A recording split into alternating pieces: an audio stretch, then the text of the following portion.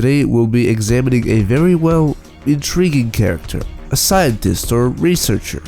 No, not Walter White. I'm not investigating / researching Walter Heisenberg White. Fuck no. The researcher we will be researching is Ansem the Wise. And without wasting any more of you guys' time, let's go.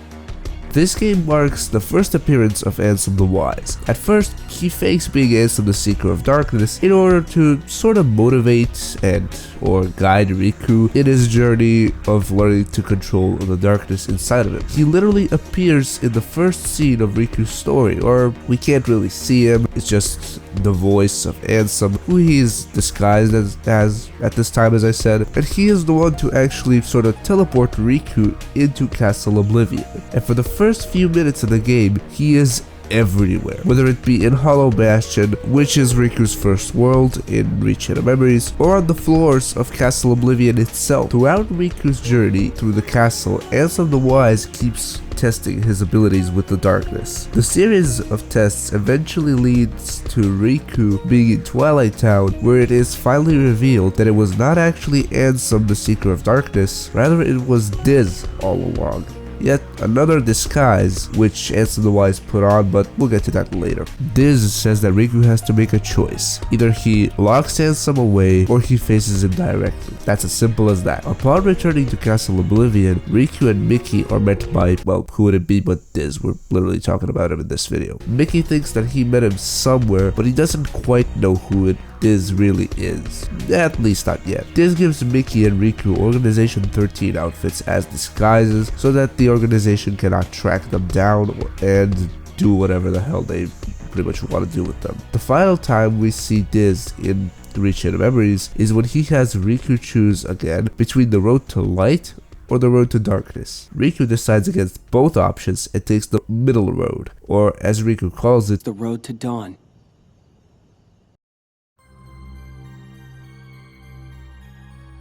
Diz is seen talking to Naminé when she realizes that something, or rather someone, is interfering with Sora's recovery, those actually being Roxas and Shion, and this is the exact moment when Diz sends Riku on a task to get rid of Roxas. Diz interrupts Naminé's conversation with Shion because Organization 13 found out about their base of operations, and they're gonna reach the mansion in Twilight Town, which is their base of operations, and his final appearance in this game at least is right after Riku's fight with Roxas, just before taking Roxas to the mansion computer room to be put into the virtual Twilight Town.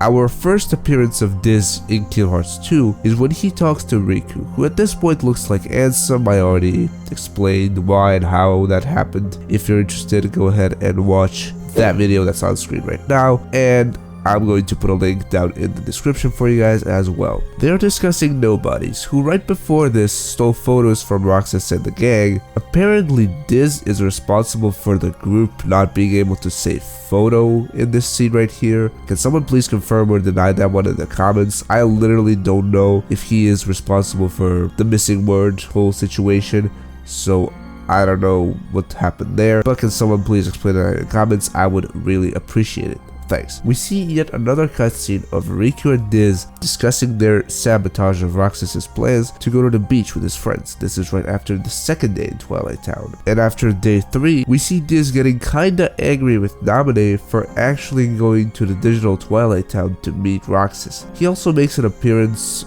on day 4, right after Roxas's first fight with Axel, where Diz and Axel both try to kind of mess with Roxas's head a little bit. Also, Diz is the one that actually unfreezes time in this scene right here. I actually think that this is true because Diz is the one who actually controls the digital Twilight Town. Another freaking scene with Riku and Diz and their whole behind the scenes kind of situation, but this time Diz seems to have calmed down a bit. Let's be honest, he probably smoked a fat J right after his encounter with Roxas and Axel. Wait, I have proof that he's stoned. Wait, just wait for it. Diz asks Riku for his name. This is where Riku makes a mistake and calls himself Ansem. Diz erupts into laughter, and that is totally due to the fact that he's high out of his mind and not due to the fact that he is actually Ansem the Wise. Smoke weed every day.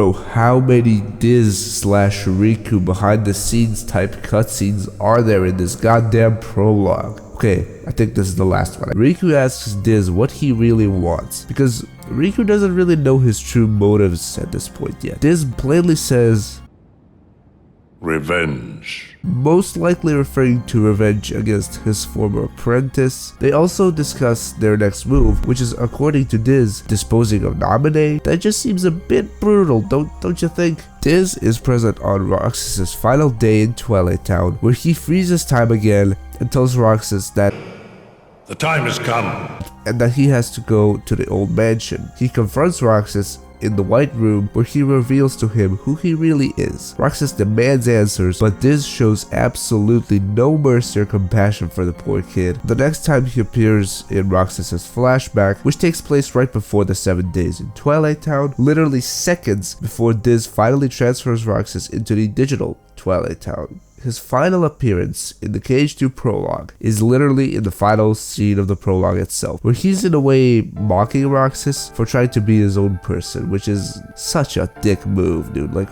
what did this kid do to him, actually, dude? Like, what's his fucking problem? Roxas lashes out and tries to attack Diz, but he reveals that what he just attacked is just a fucking hologram, before disappearing and leaving Roxas to accept his fate. We then don't see him until the ending portion of Kingdom Hearts 2, where he is saved by Mickey, and is finally revealed that Diz is actually Mickey's old friend, Ansem the Wise. Mickey is, however, angry at his old friend, asking him why didn't he come to him before everything got so bad. Diz informs Mickey about his various interactions with Riku and whatnot, and he reveals to Mickey literally everything, including that he is the reason why Riku looks like Ansem, the Seeker of Darkness, and the fact that he fought Roxas and that Diz actually sent him to the task as a means of getting Sora to wake up. So yeah, he literally comes clean. Ansem the Wise finally grabs his machine and tries to stop Xemnas, which, as I explained in a former video, this results in the machine's destruction and Ansem the Wise's disappearance, as well as Riku getting his original appearance back.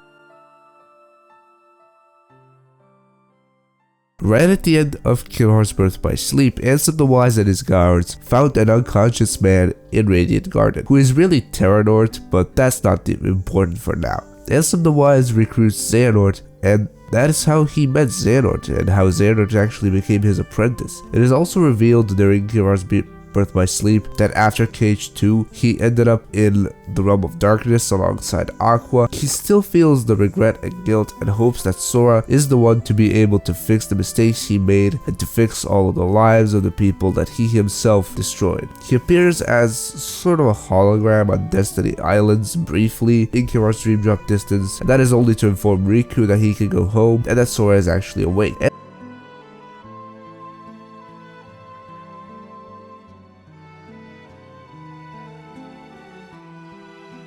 Ansem the Wise is seen again in the Realm of Darkness, where he talks to Aqua again. However, he is attacked by Ansem the Seeker of Darkness. Ansem the Wise is literally kidnapped and brought to Twilight Town, where, as I said in my video about Ansem the Seeker of Darkness, he is given the opportunity to run by Hayter, Pence, and Olette. And after they run off and hide in the sewers of Twilight Town, Hayter, Pence, and Olette want to find out more about Roxas, but Vexen is here to ruin the party. The next time we see Ansem the Wise is when he reunites with Yenzo, who he's sort of a father figure to and mentor in a way, but that's again not important for now. But finally, at the ending of KH3, he is seen when Naminé comes back to life via the whole replica program, exactly the way that Roxas came back during the final battle. Ansem the Wise is present in one scene in Kingdom Hearts Melody of Memory, where he reveals to the gang, who is at this point literally searching for any clue possible about Sora, that Sora was actually sent to a fictional world, one to which they all can't go at this point. This is of course revealed to be Quadratum, and that is it pretty much. That is the whole story of Ansem the Wise. Hopefully you guys enjoyed today's video and found out some more information about him. As usual, thank you for watching. Until the next video or stream, bye bye.